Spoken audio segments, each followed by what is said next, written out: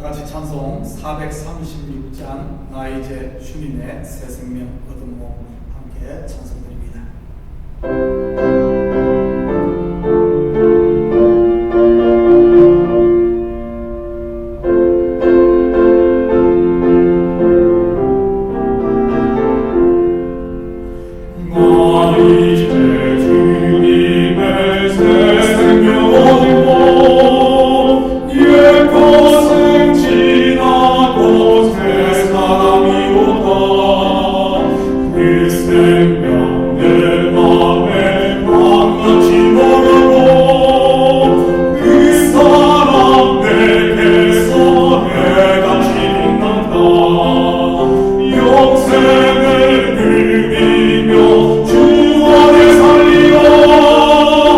오늘도 내일도 주님 앞에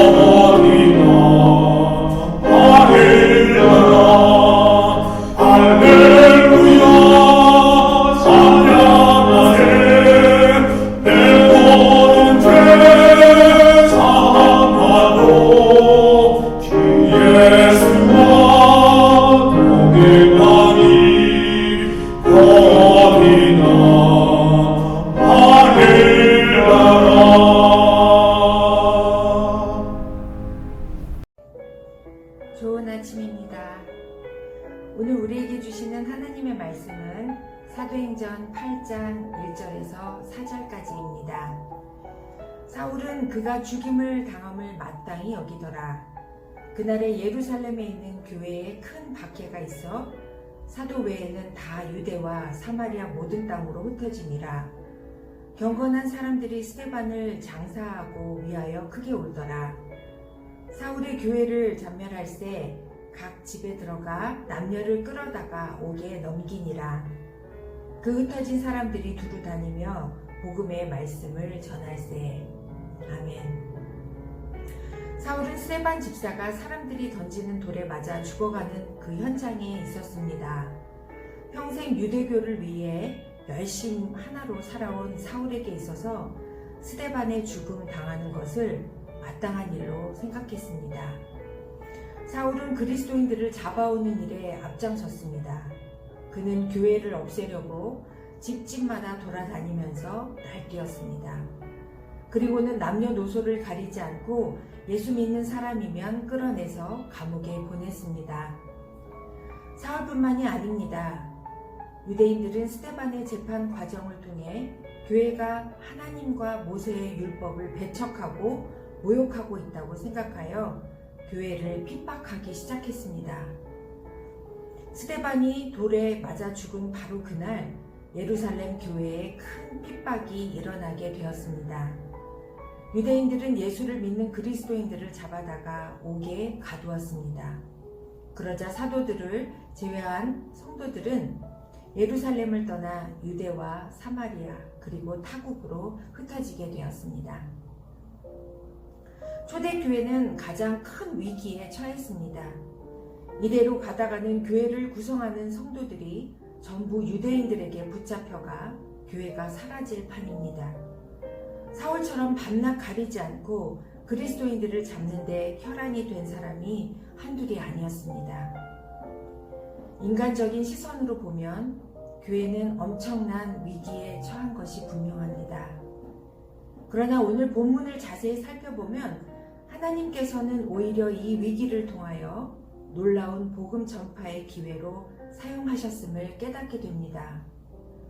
예수님께서 성령이 임하시면 교회가 예루살렘과 온 유대와 사마리아와 땅끝까지 이르러 증인이 되게 하시리라고 말씀한 것이 이루어졌습니다.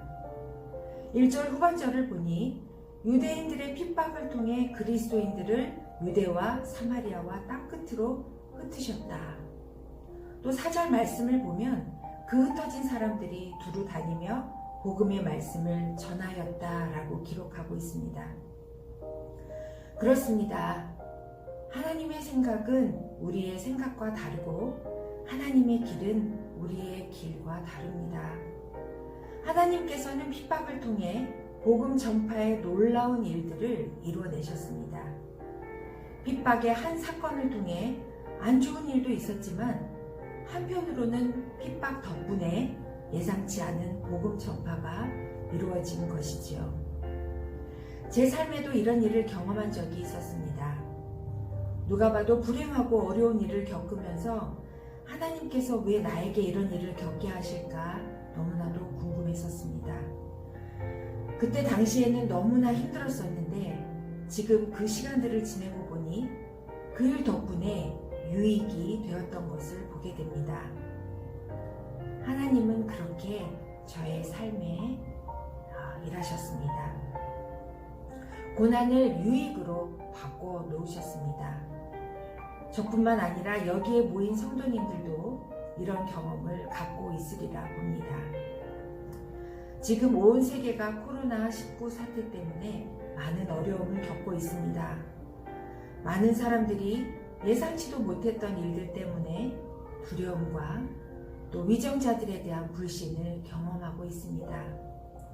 어느 날 갑자기 일자리를 잃게 되어 경제적으로도 어려움을 겪게 되고 또 언제 다시 일자리로 돌아갈 수 있을지 불안한 마음이 커져갑니다. 건강했던 사람들이 코로나로 또 독감으로 감기로 쓰러지는 모습을 보면서 참으로 안타깝고 힘겨운 시간을 보내고 있습니다. 교회도 문을 닫게 되어서 최선책으로 줌이라는 온라인 예배를 드리는 일조차도 누군가에게는 쉽지 않은 일이 될 수도 있다는 게 현재 우리의 모습입니다. 그러나 우리 그리스도인들로서 함께 깊이 생각해 봐야 할 것을 한 두 가지 정도 이 시간 나누길 원합니다. 첫 번째로 함께 공동체와 예배를 드리는 일도 중요하지만 지금 같은 상황에서 이 시기에 하나님과 나와의 관계를 다시 회복하는 일이 무엇보다도 중요한 것임을 이 아침 하나님께서 우리에게 말씀하고 계십니다. 겉으로 보기에는 신실한 그리스도인이라 하겠으나 나와 하나님만이 아시는 진정한 나의 모습, 믿음 없고 이기적인 나의 모습, 그 연약한 나의 모습을 이 시간을 통해 하나님께서 나와 만나주시고 또 나를 만지시고 나를 회복시켜 주시기를 원하고 계시다는 것을 깊이 생각하시길 바랍니다. 주일 예배, 수요 예배, 새벽 예배 이런 것들을 공예배라고 한다면 개인적으로 하나님과 만나 드려지는 개인 예배도 있습니다. 그동안 이민 생활이 얼마나 바쁘고 힘겨웠습니까? 일주일 동안 열심히 일하고 주일 겨우 1시간 30분의 예배로 내가 할 일은 다 있다며 만족하고 지내진 않았습니까? 고달픈 이민 생활에 주일날 교회 가서 예배 드리면 됐지 뭘 더 바라느냐고 핑계대지는 않았습니까? 새벽 예배는 시간이 많은 사람들이나 드리는 거라고 밀쳐두지는 않았습니까? 그런 모습이 있었다면 개인 예배부터 회복하시기 바랍니다. 하나님은 나와 개인적으로 만나길 원하십니다. 두 번째로 이런 상황, 즉 코로나19 사태 같은 이런 상황에서 우리 크리스찬은 어떻게 대처하는 것이 하나님께서 원하시는 것일까 한번 생각해 보길 원합니다. 초대교회 당시 2, 3세기에는 로마 제국의 많은 전염병들이 돌았다고 합니다. 이때 그리스도인들이 대처하는 자세와 이교도들이 대처하는 자세가 아주 대조적이었다고 합니다.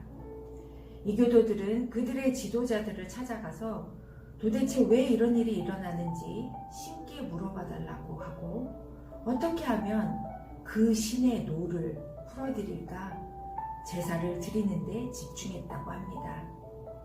그런데 그리스도인들은 일절 그런 쪽으로 접근하지 않고 전염병으로 인해 고통받는 사람들을 돕고 섬기는 일에 헌신했다고 합니다. 이 모습에 주변 사람들이 많은 감동을 받고 좋은 인상을 느꼈다고 합니다. 이교도들은 전염병의 문제를 종교적으로 풀려고 했는데 초대교회 그리스도인들은 하나님께서 명하신 이웃 사랑으로 그 문제를 해결하고 실천했다는 것입니다. 우리 주변을 돌아보는 것, 그리고 어려움을 겪고 있는 사람들을 돕고 섬기는 일에 헌신하는 것이 바로 우리 그리스도인들의 자세라고 말씀하고 계십니다. 나에게로 향했던 눈을 돌리시기 바랍니다. 우리 가족에게로 향했던 눈을 돌리시기 바랍니다. 예수 그리스도로 한 몸 이룬 우리 지체들, 나의 이웃을 향해 우리의 눈을 돌리시기 바랍니다. 초대교회의 그리스도인들이 했던 것처럼 하나님께서 명하신 이웃 사랑으로 코로나19 사태를 이겨나가는 저와 여러분이 되시기를 소원합니다. 기도드리시겠습니다. 사랑의 하나님, 참 감사합니다. 예상치 못하고 어렵고 힘든 시간을 보내면서 세상 사람들처럼 원망과 이기심으로 허비하지 않도록 늘 하나님의 말씀으로 깨워주셔서 감사합니다. 고난을 통해 믿음 안에서 견고해지도록 저희들을 붙들어 주시옵소서. 고통받는 지체들을 돌아보게 하시고 이웃사랑의 눈을 돌려서 함께 나누는 풍성한 삶을 살게 하옵소서. 저희 참교회가 진정 하나님이 원하시는 교회가 되도록 은혜를 부어 주옵소서. 주 예수와 동행하니 그 어디나 하늘나라가 되는 축복을 누리게 하옵소서. 감사드리며 이 모든 말씀 우리 주 예수 그리스도의 이름으로 기도합니다. 아멘.